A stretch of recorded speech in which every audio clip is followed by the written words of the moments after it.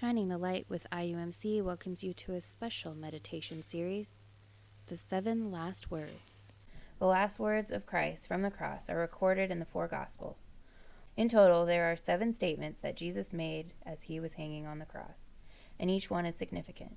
These last words speak to Jesus' love, compassion, and grace, and they provide us with a glimpse into the heart of God and the depth of God's love for humanity. Jesus' 3rd words. Behold your mother.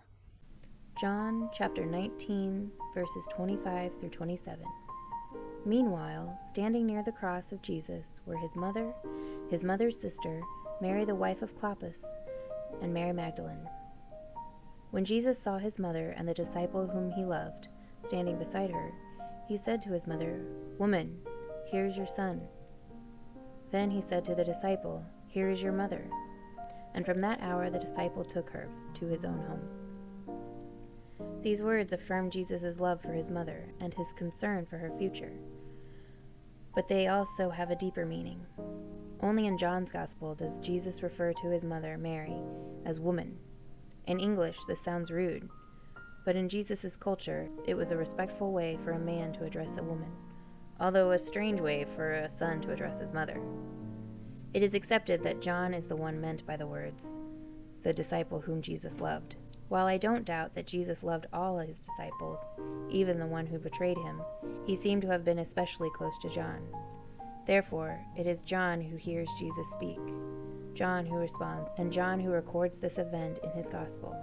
And it is John who sees a message in Jesus' words for the church of his day as well as for the church of our day.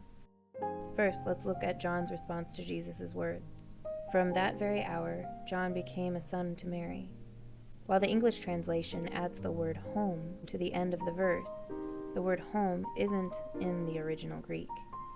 The literal translation is that John took her to his own that very hour. Jesus was reminding John of something he had said before and something he would say again. People will know you are my followers by how you love one another. We are called to love all people, but as a church family, we're not only called to love one another, we are called to care for and look out for one another as one family. Jesus' words of care and concern for his mother show us that as much as he was physically suffering, his pain was made greater when he saw her pain.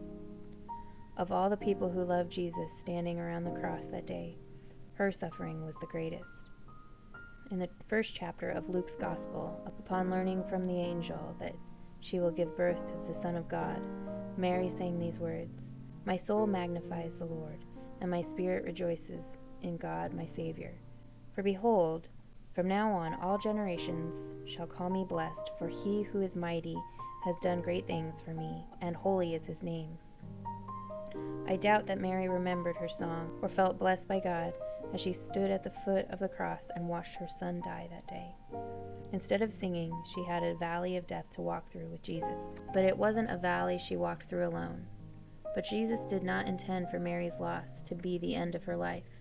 She had work yet to do, and her loss prepared her to care for others and be a powerful witness for the faith to others the rest of her life.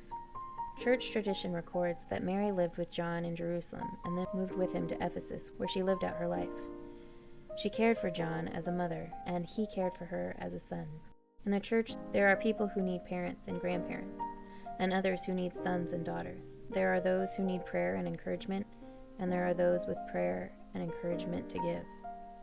When the church is working the way it's supposed to, people are brought together who have absolutely nothing in common except for their faith. Jesus calls us to be one as he and God are one.